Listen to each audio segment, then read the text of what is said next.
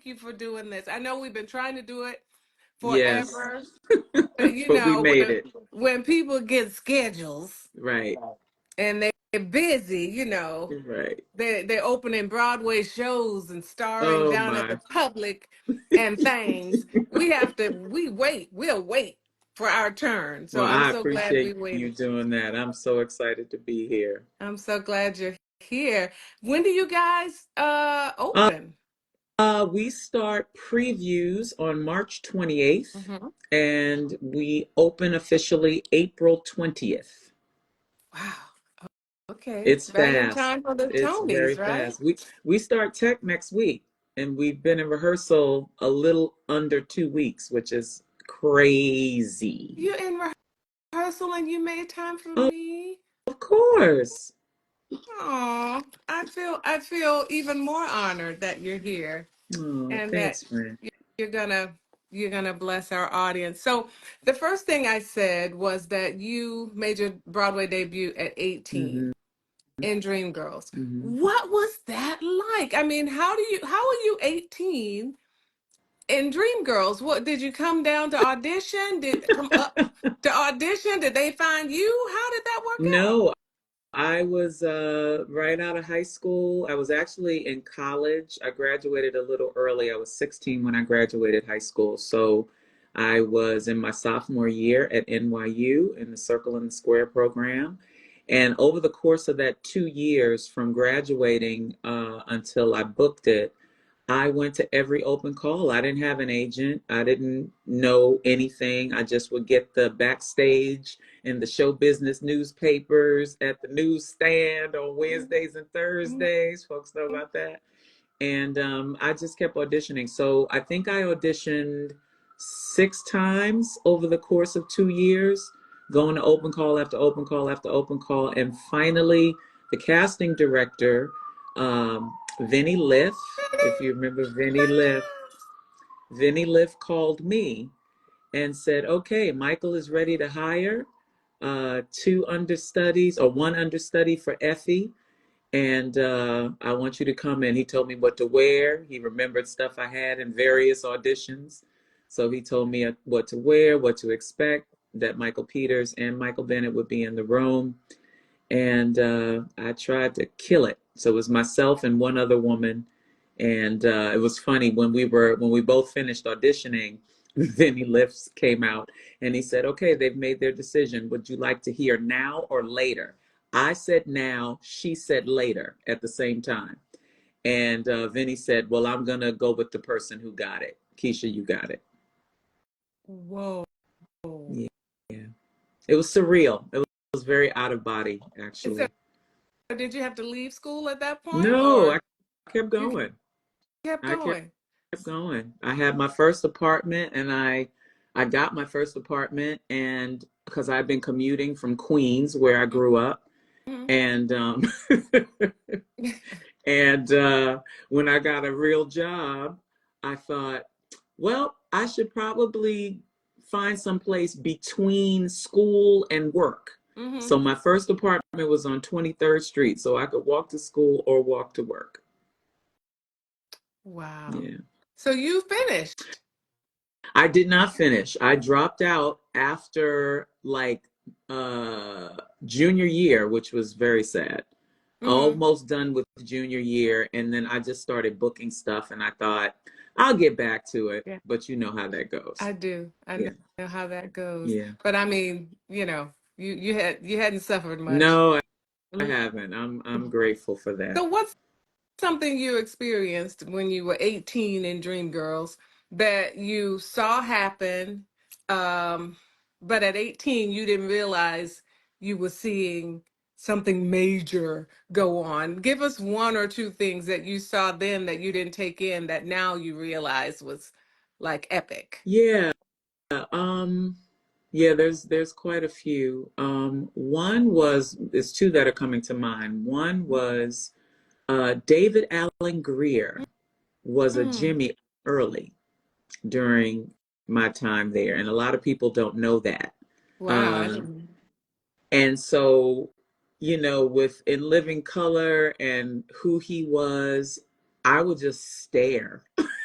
just in the Yeah. wings staring. I couldn't believe what I was seeing and feeling like there was some type of history being made, but I didn't completely understand, you Yeah. know? And another thing that comes to mind, oh wow, being on stage, standing between Cheryl Lee Ralph and Loretta Devine, doing Step Into the Bad Side, and feeling like I was out of my body. Wow, because that by then they were already Cheryl Lee Ralph and Loretta Devine. Correct. Mm-hmm. Yes. Mm-hmm. And I thought, what am I doing here? How did I get here? You Because know, you were I understudying was Effie. understudying Roz Ryan. Uh-huh. And then the last year of the show, Roz, I believe she had gotten married. So I went on a lot, a lot. So, mm. Wow. Are you still in touch with them? Oh, yeah. Yeah, absolutely. I saw Loretta last year. I think it was December-ish. Mm-hmm. I ran into her at Some Like It Hot, I think we were Mm-hmm. at, and got to share some time with her. And of course, I don't see Cheryl. She lives in Los Angeles. I've only seen her once or twice, but I'm still in contact with Terry Burrell and Debbie Yeah. Burrell, and it's been, Mm-hmm. and this is great. My mentor, he became my mentor after working with him, is the great Ben Harney, and Yes. I have stayed in close contact with Ben over these years. Now, I would imagine Ben Harney became your mentor regarding show business, but also regarding your faith. Correct. That is Yeah. absolutely correct. That was my first experience. Ben was so serious about his relationship with God, and but not in a beat you over the head with his Bible kind of way. It was just a Mhm, steady, consistent, loving mhm, presence. mhm, And we had prayer every day on stage because the curtain went up on this show. They don't do that much anymore. mhm, So we would be on stage at 5 and we would pray. And that made a huge impact on mhm, me, mhm, huge impact. So over the years, as I became more serious about my faith, I asked Ben if he would just teach me how to walk this line, walk this balance, because I didn't know anyone, who had done that. I was introduced to a lot of people of faith over the years, and there were quite a few in that mhm, show. Adrienne Lennox being one, who was my first friend in the business. She would take me to a Wednesday between show Bible study. Was it called intermission? Because No, there's a no, prayer I group. forgot what it was called, but a lot of showbiz folks went to that Bible study. It's So, so funny that Adrian's name comes up in almost every interview that I do. yeah, she's a So gem. She's been a gem for so many of a us. true gem. Hey, Patrice Covington. Hey, So Patrice! proud of you, I sis. know Hmm. you are killing the game. Yes, you are, and looking Mhm. good doing it. Yes. Um, so share with us some, and we're going to get back to faith, Hmm. because I definitely want to talk more about that with you. In that, if Ben Harney was one of those people for you, if Adrian Lennox was one of those people for you, then you have certainly been one of those people for so many people, including me, Hmm. um, that I look at and admire. Your faith in this industry. So I Yeah. definitely want to talk more about Yeah. that. But do you have any dream girls gossip? Anything that happened that you know about, you can tell us about, you can tell my audience about who was making out where, who got caught up, who was seeing somebody that we don't know? Well, I won't use names, Hmm. but there's a little. I remember one time one of the covers for Jimmy Early had a little weed between shows on the 2 show day. Maybe had a little drinky drink. I don't know, but he was kind of toe up, Uh-huh. and they told him at half hour he was on for Jimmy Early that night. I have never seen anybody sweat like that, and it was not from during the show. It was No. No. he was toe up and just like trying to get sober. Like I think his fear got him as sober as he could get to Yeah. do the show. That was crazy. Um, let me think. Yeah, there was lots of little things going on then. That was the day when back in the day, unfortunately, of cocaine. A lot Mm-hmm. of people were using cocaine in, the early 80s and the mid 80s. Mm-hmm. And people dabbled and it seemed very, very normal. Mm-hmm. So sometimes it could make people a little edgy or a little extra. Mm-hmm. So, and we were the hot black show Yeah. at the time. So Mm-hmm. everybody was fierce and fabulous, And had money. and had money to burn and Mm-hmm. so it was a fun time. But like I said, I'm grateful I had an Adrian Lennox who would sometimes hook my arm and say, "Come here, come over here, come in my Mm-hmm. room." Mm. And she's Hmm. still doing that. She's still doing that. Still doing Absolutely. that. So now then, okay, I don't know the time period that went by because you kept booking to the point that you had to leave school. Um, Yeah. when did it come? So then you got to understudy Nell Carter in Ain't Misbehaving. Yes, I was Um, she and Amelia McQueen standby come on. at 23. That was a lot. Whoa. Okay. So eh, how do you walk into that room? Were you confident? If you were, where'd you get that from? Or were you scared? I was scared. I was Mm-hmm. scared. By then, for that revival in 1988, Mm-hmm. she was already a star. Her name was above the title. Yeah. So uh, it was very intimidating. Mm-hmm. But I had had enough experience at that point to know that I just needed to get my work done as best I could. Mm-hmm. And again, I had another angel in that company, which was Jackie Lowe. Jackie Lowe, who I just saw a few months back. And every time I see her, I don't see her often, but every time I do see her, I just try to remind her how much I appreciate her kind of saying, "Come over here, let's do it like this. This is how Yeah. it's done professionally and properly." Yeah. I've had lots of those people in my life. So Yes. yeah, it was intimidating. It was very intimidating. Now, I can only imagine it would be, but you deliver. So you work well under pressure. Do you think are you one of those types of I do. mhm. I do. I don't know why that is, but I do. Yeah, because you either shut down or Right. you go Or forward, you right? push it down Yeah.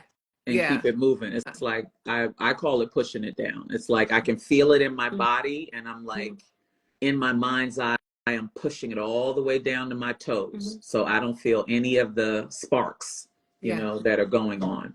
And then just keep moving as if. As if. Mhm. Now, this is a lot of covering. Mhm. Okay, so you cover these mega stars. You cover Mhm. Jennifer Holliday, was it that you were It was covering? actually It Roz was Ryan. Roz Ryan, yes. So Mhm. you cover Roz Ryan, you cover Nell Carter, Amelia McQueen, God rest both of their Yeah. souls.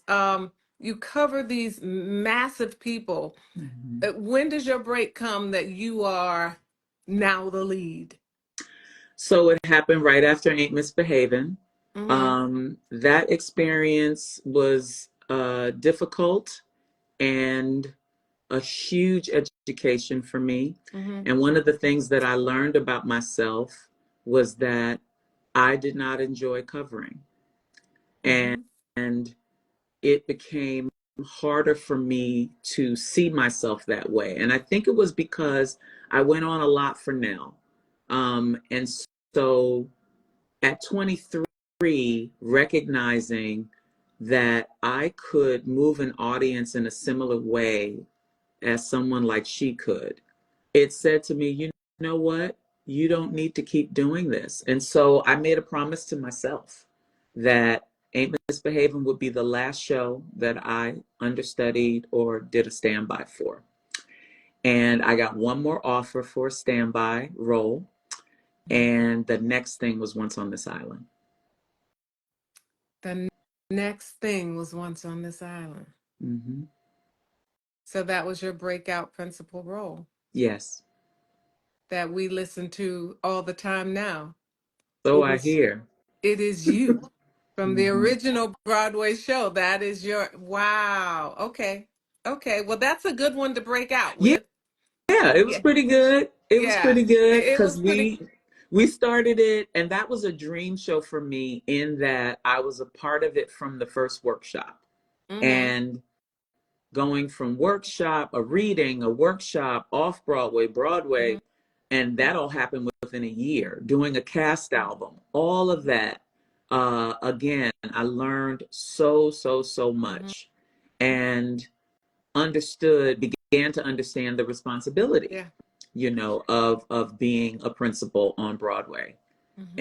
And yeah, so that was a landmark experience for me. Yes. Yes. Yeah. And you and LaShance were still Yeah. friends. That. Yeah. Yeah. We had actually just met like 2 years prior Mm-hmm. to that. We had met for the Mm-hmm. first time, and then once we worked on the show, we became Became friends. friends. Yeah. So my next one is just a little it's a little game, Okay. not really, but you've already told me basically everything, but I figured since you had done so many iconic shows and some you were understudying, then you became the principal, I wanted to know what your takeaway from these particular shows were. Any one word takeaway, or you could tell a story if you want, but just how it blessed you. So the first one is Dreamgirls. Yeah. Dreamgirls, what I learned is go to work, be consistent. Mhm. Big River. Never want to play a slave again. Wow. I did it on purpose because I felt like I was going to be asked at some point in my career. So I thought, you know what, I'm going to get it over with. Mm-hmm. Mm-hmm. Not interested in playing an enslaved person ever. Okay. It brought up too many things. Yeah, I have a very sensitive spirit, Yeah. and I try to use my imagination in my work as well as my own Yeah. experiences. And when I allowed myself to imagine what some of this must have been like, it was overwhelming. And interestingly enough, I did wind up doing another show where I played an enslaved person, which was Dessa Rose. Yes. But the reason I said yes to Dessa Rose was because when I saw the script, it was a different kind of story Mm-hmm. that highlighted a part of history that most people don't know about, which is friendships between people who were enslavers and the enslaved, and them, trying to find a way to each other. Mm-hmm. And then in our story, the enslaved people figured out a way to get themselves free, and they did it together. Mm-hmm. And so that really piqued my attention. I thought I could play that. I want to do that. Okay. Ain't misbehaving. No more standby. Mm-hmm. Once on this island. Have fun. Drowsy Chaperone. Hmm. Drowsy chaperone. All right, I'm gonna keep it Mm-hmm. real. I was the only piece of pepper in that salt shaker Mm-hmm. of drowsy chaperone, Mm-hmm. and I almost didn't do it. Um, Somebody kind of reminded me, an actress reminded me Mm-hmm. that it was a job, it was dignified. I would have an opportunity to play something that hasn't been played before. So just give it a shot. And you can always give your notice if you absolutely hate it. And that was the best piece of advice I was given. Mm-hmm. Yeah. Okay. Did you absolutely hate it? I did not. I absolutely loved it. It was one of the best experiences I've had in my top Wonderful. 5 of So, shows. I so think you. I think it was because at that time we used to joke, we think we were the oldest cast on Broadway. Mm-hmm. Our baby was Sutton Foster, who was 30 at the time. Most of Yeah. us were in our mid to late 40s. So it was just kind of like, it's a whole different experience doing a show when everybody is settled and they don't need the applause. Yeah. They're here Yeah. to do the work and enjoy their coworkers. Yeah. And it was just a really wonderful, grounded kind of time in a very silly, ridiculous show that made us laugh. Mm-hmm. It was a Yeah. great show. I love that show. Was Danny Burstein in that Yes. show? Do you know I saw Danny today? That's crazy. I saw Did Danny you? today at the rehearsal studio. He was in the Isn't lobby. I came out to he get the some most water. lovely person? He's the best. Do you know that we went to high school together? What? Yes. Danny Burstein and I graduated from the same class at Performing Arts. What? I know. Cray. Just cray. That all makes so much sense, though.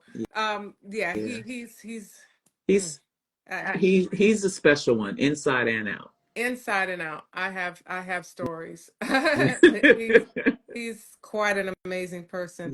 Cinderella. Mm.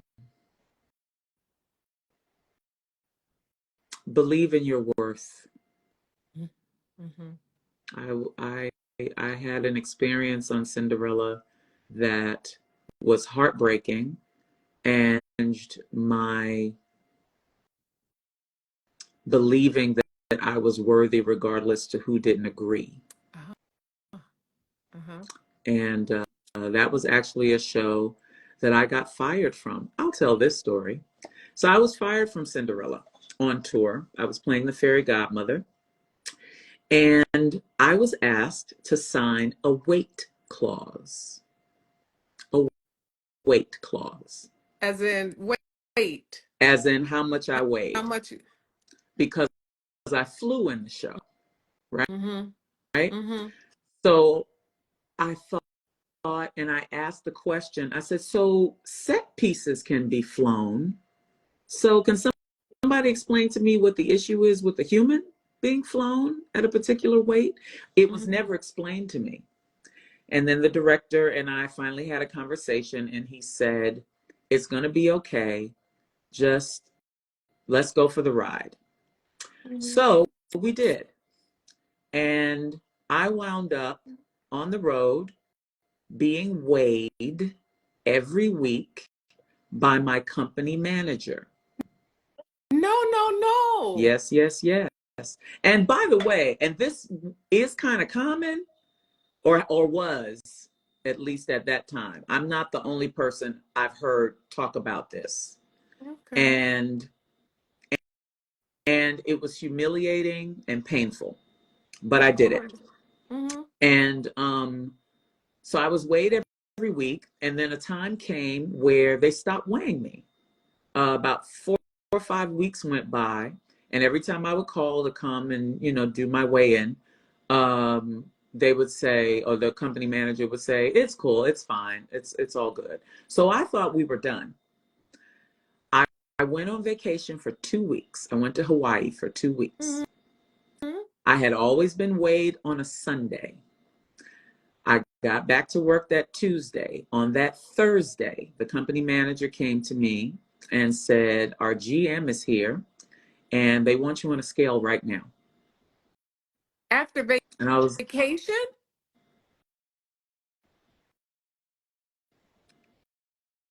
yeah, I was 6 pounds over Well, yeah, what my you've been contract on said. I vacation. was on vacation, and they had an alternate thing that I would do instead of flying. Uh, so we did that alternate thing where I just walked onto the stage instead of flying onto the stage. And the next morning, my phone rang and it was my agent saying, "Last night was your last show. You've been let go because you were over the weight clause." And I said, "Did you tell them that I could like fast for a couple of days, dock my pay, put the understudy on, do whatever? That this is bananas." They were not interested. What? Did you get a lot of severance No, pay or? no severance pay. In their mind, it was breach of contract. That's what they said. Wow. So, so after that heartbreak, and I had my son with me on the road. I was a single parent, and I wanted him to have that experience on the road. So I took him with me, homeschooled him, for that year. We were out. He turned 10 when we were on the road. And I'll never forget that the morning that I got that phone call and I had to tell him we were leaving, the way he screamed, the way he cried, it broke my heart. Absolutely broke my heart. Did you feel like that at the time? I know you know now, but at the time, did you feel that that was your fault? Yes, absolutely. I went through the whole I should have known better. I should have. Uh, and then once the emotions calmed down and I could think rationally and pray, what I came to is that my personality, I don't like seeing people treated poorly. So I tend to stick my nose where it doesn't belong when I see that in a company. That's just my personality. I don't mean no harm. I do it respectfully, but I will speak up. I had spoken up about some things that I saw on the road with some of the younger cast members, and it wasn't appreciated. So I think the setup of having me not weighed for that amount of time, then me going on vacation, and then weighing me 2 days after I get back from vacation, It it was a seemed like setup. a full Yeah, setup. it was a setup. Yeah. But you Yeah. don't expect that. No one expects to be set up. No, I mean, no. I mean, there's no words. It was very painful. yeah. But the good thing is for me that once I could calm my emotions, think rationally, and pray, what I believe I heard God say was, you would have stayed on that show forever because you were having such a good time. Your son was having Your such a son good was time. there. Yes. Everything was just peachy. Yeah. And I have other things for you. So let's look at that. Yeah. And that caused me to start looking at television more Mm-hmm. seriously. I had done a little bit, but I hadn't done a whole lot. Mm-hmm. Right around that time, I got to shout out Leslie Odom Jr. Right around that time was when Hamilton was beginning on Broadway. Mm-hmm. So when I got back off the road after the firing, and I got in my spirit, okay, we're going to go for this television thing. I always think I should look towards the people in my life who are doing what I want to be doing so I can learn and glean from them. Yeah. And Leslie was that person. We had done Leap of Faith together. So they hadn't won, the Tonys hadn't happened yet. Mm-hmm. So Leslie was that person for me when I thought about it, and I called him and asked him, would he start coaching me for television? And he said yes. So he would let me come to his dressing room on Wednesdays and Saturdays and we would coach. And I started booking. So shout Yeah, you did. out to Leslie. I'm so appreciative. Yeah, you did. You know what? I love God in this moment. Mm-hmm. This is a God moment here Mm-hmm. because a moment of synchronicity because I didn't have Cinderella on my list. Oh, And as you were going down, I just penciled it. mm-hmm. I penciled it in again. You I can't really see see it. it, but I penciled it in right there to add. And then right after Cinderella, it says, "Let's talk about your television career." That's what I. So Wow. you segued perfectly, and I think we would have been, it would have been poor to not let the audience hear that story. Mm. We needed to hear that. We needed to hear how you overcame it and how you endured that. And hopefully, any producer watching will know not to do that again to anyone To ever. anyone. Make your stuff fly anybody that you hire or don't hire them. Correct. Um, but let's talk about your television career. I love that you made this transition out of pain, out Mm-hmm. of rejection, because that's kind of how Yeah. we get pushed into our Very blessing, right? Our purpose. often. Very Often, I often. mean, so I love how that happened for you. But you when you say you started booking, ma'am, I mean, you have a long list. Have you found it, was it hard for you to come back to theater, or do you want to do more? I mean, have you found it fulfilling? I love television. If I have to pick between the two, I would say television all day. I was an only child that grew up with TV as a babysitter, right? I was a latchkey kid, so there was so much television going on. So I love the medium, and I love learning the science of acting for television and connecting in a whole different way than you do for theater. Yeah. And so I would love to do more. But again, when you turn your life over to God, you sometimes get told some things that you're not quite ready for. And one of the things that I was told in prayer around the television career, that this is great and this is wonderful and I've opened these doors, but I've called you to other places. So I think it was, what is this, 24, 23, probably the end of 2022, towards the end of it, I heard, uh, prepare for more theater. You're going to do more theater. When I tell you I could not get arrested for a television show, after that, it was like, what is going on? It Wow.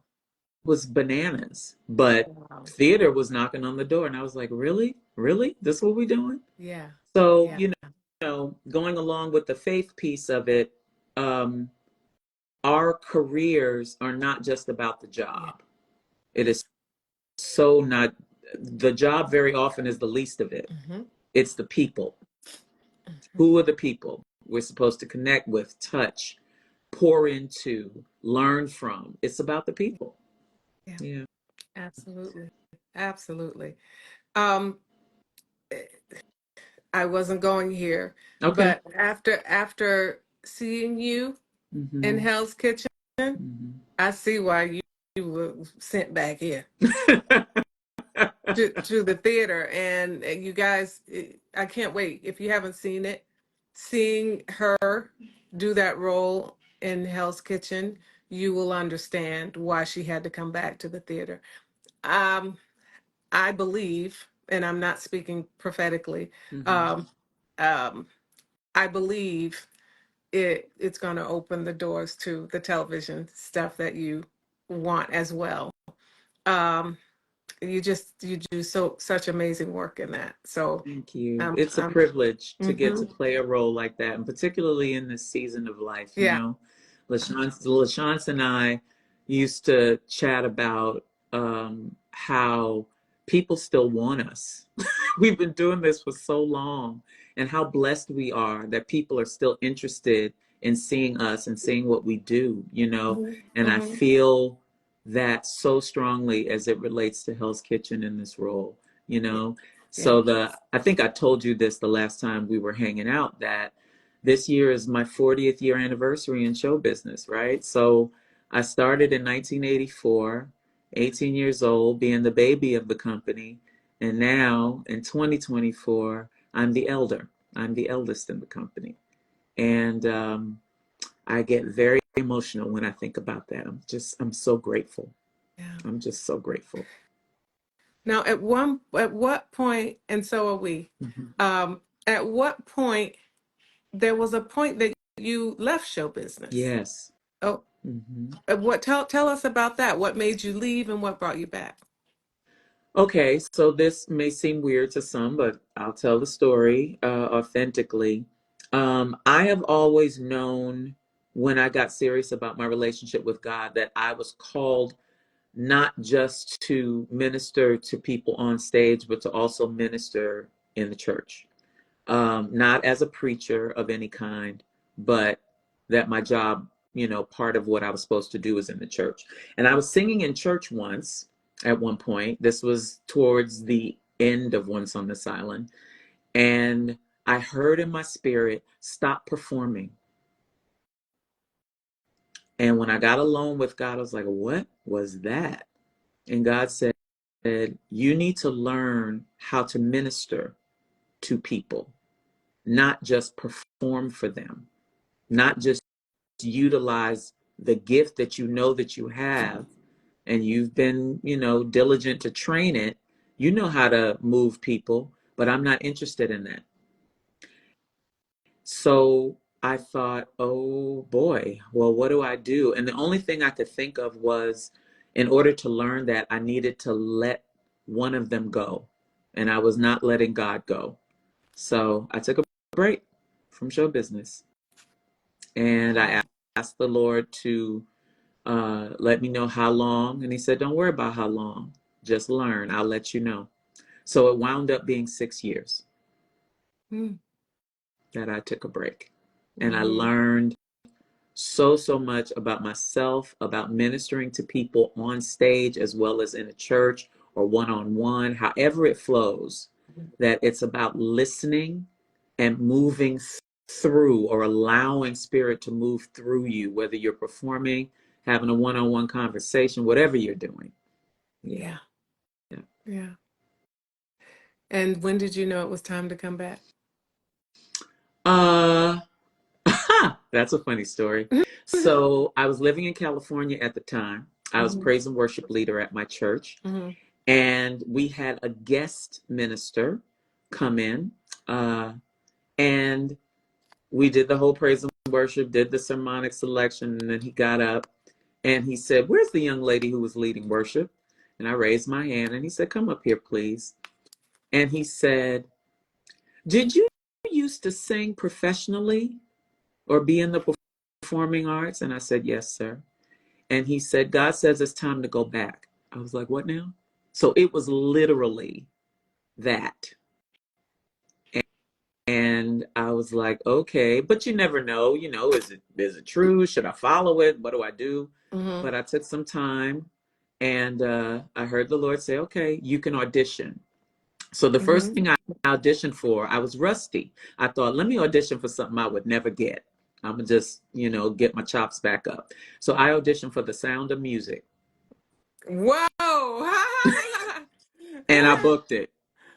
What the hell? That, Mother oh, Superior.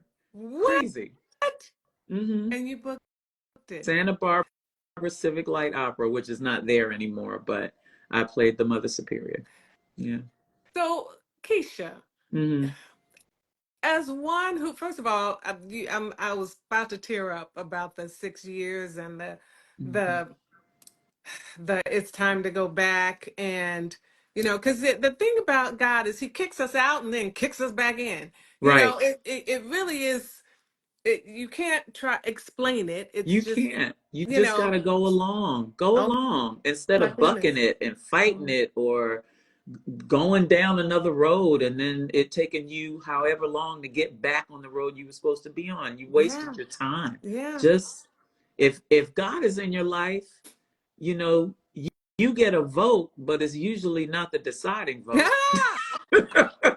Okay. Okay. So It, just, I mean, I didn't know we had that in common mm, because I I didn't left either. for 4 years and worked at the church. Wow, I did not know that. Hmm. Wow. I came back with the haves and the have-nots. Wow. Hmm. Wow. I did not know that. Yep. Well, what was kind of bizarre with me was that I was living in California, so I was doing theater there, and that was great. And then uh, I sensed that it was time to come back to New York, and it was like, okay, I got to have a job. I'm not just going to pack up and go.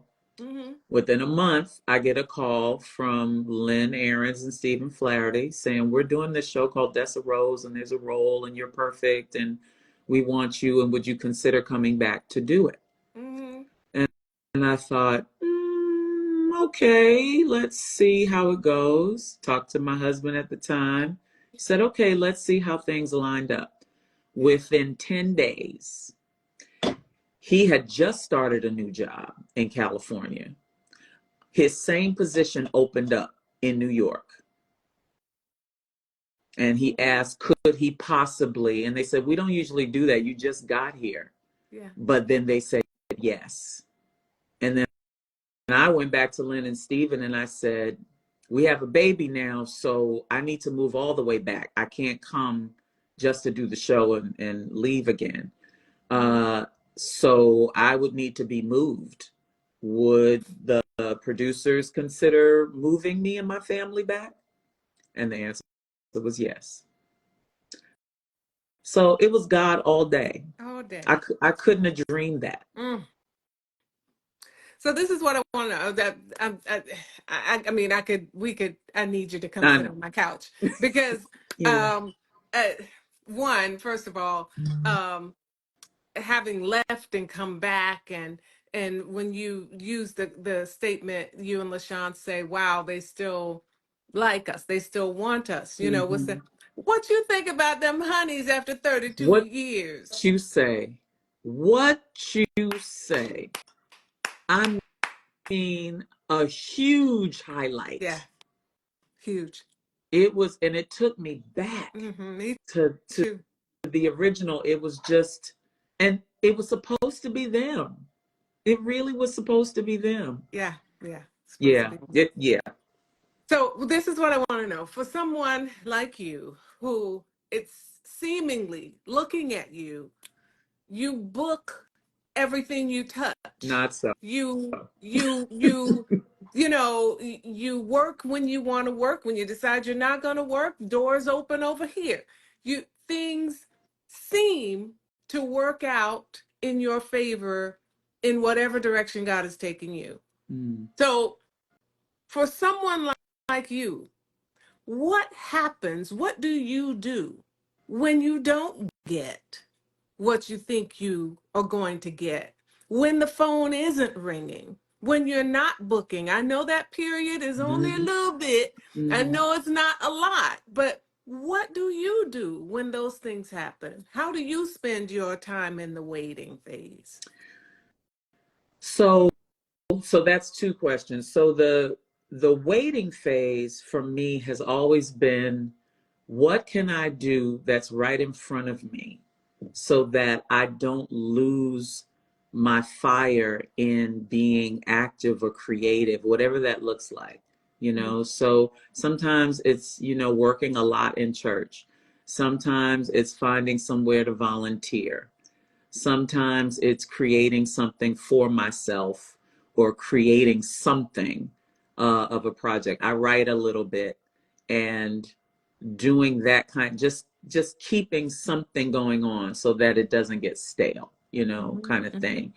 And then I don't get in depression either, Mhm. because that's important for me. So that's one thing. And then what was the other thing you said? When you're not, the phone's not ringing. When the It's phone, yeah, when the phone's not ringing, that's what I'm doing. The other one was when you don't book it. yes. I had a really big one that I didn't book last year. It was a series regular, new series. The gig was mine. They made a decision. I did the whole thing, screen test, the whole thing. The decision was made that my character would be the love interest of an older man, and the network didn't buy it, that I would be interested in this man who's in his 70s. And I was like, I'm almost 60. Come on, man, it's possible. Yeah. Um, but it was the way it lined up, it was like, this is God all day. I had moved to Atlanta. The job was in Savannah, Oh working wow. Monday through Friday. I could be with my mom on the weekends. I could be home. The money was more than I have ever even thought I would make in a lifetime. Yeah. Yeah. And the role was fun. It was a church mother. I can play that with my eyes closed. A comedic church mother. Mm-hmm. But it didn't happen. And I was like, what was that about? Why Mm-hmm. did I go that far? Mm-hmm. And what I discovered in that time, and I've done it in smaller ways, this is just a big one and the most recent that I remember. Mm-hmm. Um, I always try to wait and let myself be human, right? Mm-hmm. And just take some time to be human and grieve it and be sad or angry, whatever that is, and talk to God about it, talk to peers about it, whatever I got to do to then move to the other side. And then Mm-hmm. once I get to the other side emotionally, I begin to ask God, what was that about from your perspective? Mm-hmm. Why did you allow this to go this far? Why did you make this seem and feel like everything was lining up for weeks? And what I've learned that when God does that, or when God allows that to happen, there's something better coming behind it. Yeah. You can't see that anything is better than that thing that you have right in front of you. Mm-hmm. But I've learned over time, something better is coming behind it. And that's what I heard him say. He said, you know that. You've lived this. So just chill. It's coming. Yeah. What was the better? Hell's Kitchen. Mm-hmm. You wouldn't have been able to do that in Savannah. No, ma'am. Yeah. No, Now, ma'am. how's that show doing? Uh, it hasn't aired yet. Interesting. I was told that they shot the episodes and the strike happened and they were, I think everything was in the can just before the strike happened, Uh-huh. but it hasn't been released yet. Very interesting. Okay. Very. Okay. So, for those of you that don't know, when Keisha is talking about the money was good and all of that, when you audition for a season regular, you actually negotiate the contract prior to your screen test. Mm-hmm. So you know how much you're going to make. See, to me, that's too much Yeah. information because Yeah. I don't want to get all child because it's spent in my head. Gone. Gone. The house is bought. My house is paid Everything is for. done. So Everything. then you tell me I didn't get it. I'm like, what do you mean I didn't get my job? Right. Yeah, Because so my name was on that. yeah. And this one was so extreme. The showrunner called me the day after. I have kept the message on my phone. The showrunner called me to say, I want to apologize. We loved you. You were the one. Just because this decision was made does not mean we won't work together. We try to find something for you to do, Mhm. something. And that made me go, okay, I wasn't crazy. No. Because also those decisions, when it gets down there Right. to that point, it's not even made by the At creatives, all. made by the producers. At So, all. you really, it was out of your hands Yeah. and I heard somebody say, even I've heard it many times, but I read it again today, that your name is being discussed in rooms that you have no idea about. That's right. And, so I believe that showrunner when they say, they're going to think about you. Girl, I ain't even think about you. I ain't worried Yeah. about you at all. But you know what it also said to me too Mm, was God shows us what's possible, mm-hmm. Yes. right? Yes. It's just like Absolutely. when the dust clears, you like, wow, that happened. That happened. Oh, okay, it Yeah. can happen Yeah. again. You know how many people don't get to test? Right, They don't get that far. right, Even a callback, right. so Yeah, that's major. yeah. So I want to just end, first of all, happy 40th Thank, anniversary. thank you. I want to hear more of these stories. Do you guys want to hear more of these stories? Keisha Mm-hmm. has so many stories about her 40 years in this business. Do Mm-hmm. you guys want to hear more? Because I want to hear more. If you want to hear more, write it in the comments so she could see it. Because I want to hear more, and I've said it to her. So I think it should be in the form of her own show. I'm just planting that right here on Artist Talk. But I think an evening with Keisha Lewis telling these stories, what you guys think? Right? Come on, come on. Let Oh, it blow it up. wow. Blow it up. Blow Wow, it up. y'all. So she can hear Wow. it. I really think that would be one night after Hell's Kitchen. Let's walk on over to so and so and hear these stories, and it would look, everybody, I Wow. just think it would be such a wonderful evening and a great way to celebrate your 4 decades, four Mm. decades in this business. Patrice said, call me because I want to know who was carrying on and drinking. Yeah. Y'all, Patrice Covington, she's starring on BET Plus now, is it? Yes, Yes. I So do know. But you know what, Patrice? I know I'm gonna give you just a little bit more tea, just a smidge. So there was tell us, there tell was I won't say names. There was a person in the company who had some of their spoken dialogue recorded. So on days that they didn't feel like talking, there was a section of the show that they What? didn't even talk. They were mouthing it? Why? Because they didn't feel like talking. Tired. Tired. I'm Oh, tired. but they were singing. Was there This singing recorded? this is what I'm asking. Yeah. Yeah. Ooh, honey, we need to get that show now. We need that show so we can get. Listen. What? Yeah. Lip syncing lines. Yes. Crazy. Not shut up and talk louder. Shut up and talk louder. Yes. Yeah. I can't. I can't even imagine that. Has that been Jimmy Early? That's the only person that would. It was not. Okay. Well. Anyway, let's go on to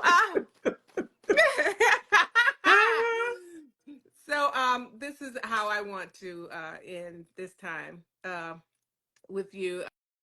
Besides us all coming together to come to your show, once you get all open and you know the Tonys are over Yeah. and all of that, then we need this from you. We need to really.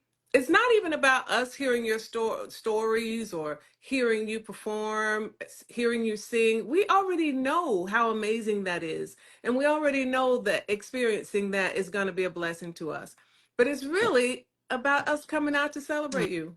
Oh, thank And, you. you know, us coming out to celebrate with you this Mm-hmm. milestone of a career. So, Mm-hmm. so finally, I would like for you to finish these sentences, since you are such a wonderful woman of God, as they would say. Of what? As I when I was growing up. By the way, have you ever found it difficult to reconcile your faith with what you do for a living in terms of, you know, oh, that's a sin, or I shouldn't do that, or have you ever found it hard to reconcile? Um, the only way the only thing that comes to mind in terms of that, there have been things that I've been asked to do, certainly that I said no to. Mm-hmm. Um, and it was generally within the context of my mama's still living and I got a child and he don't need to have to go to school and tell nobody, somebody teasing him about what they saw his mama doing on TV. Mm-hmm. Okay. Mm-hmm. Mm-hmm. so Mm-hmm. so yeah, I mean sometimes we get asked things. It's mostly in the social setting that it can be challenging Yeah. because part of this business is also socializing, right? Yeah. And getting to know people outside of the work. Mm-hmm. And sometimes the stuff you hear and see is just like, I want to say good night. Thank you so much. Bye. Yeah. But I can't, you Yeah. know. Yeah. And sometimes because I am just as much flesh as I am spirit, just like Jesus, Mm-hmm. my flesh sometimes rise up and then I got to go repent Yeah. Oh later on. yeah. Yeah. So, Yeah. you know. Well, listen, I will testify that the night that I came to see Hell's Kitchen, Mm-hmm. we went up to get a little bite, a Mm-hmm. little taste, and your whole cast was up there singing Total Praise. Right. Right. I was We like, got some we got some lovers of God. y'all Those up children. here singing Total Praise, honey. Those children. They were teasing me today. There's a section in the show that one of them started saying, don't she sound like a full mass choir when she sing that? And now they're all teasing me and they're singing it back to me. It's hilarious. I love it. I love it. Okay, so finish the sentence. God was there when I didn't have anybody that I thought loved me. God was silent when I did it my way. Ooh. God came through when I didn't think I'd make it. God held me when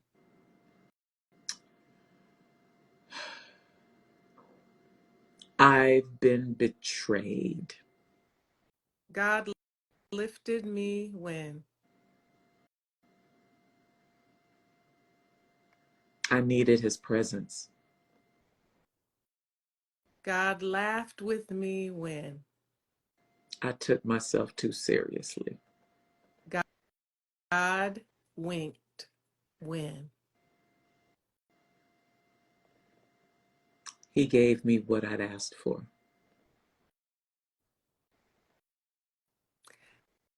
I absolutely love you. I adore you, my friend. Thank you for doing this. Thank you. Thank you for asking me. Hmm. Hell's Kitchen, everybody. When it opens, go see it. And I will let you know when to come see her show. Thank you. Thanks, Love everybody. you. Bless you all. God bless every one of you. Bye, everybody. I'll see you next week. And yeah, this was, I know you feel it. I know you feel it. Yeah. That's I'm her. kind of jacked. Oh, I'm trying to hold on over here. No, we trying to hold on because we were so blessed by you tonight. Thank you, So friend. I'll talk to you soon. Mwah. Love you. Love you. Bye.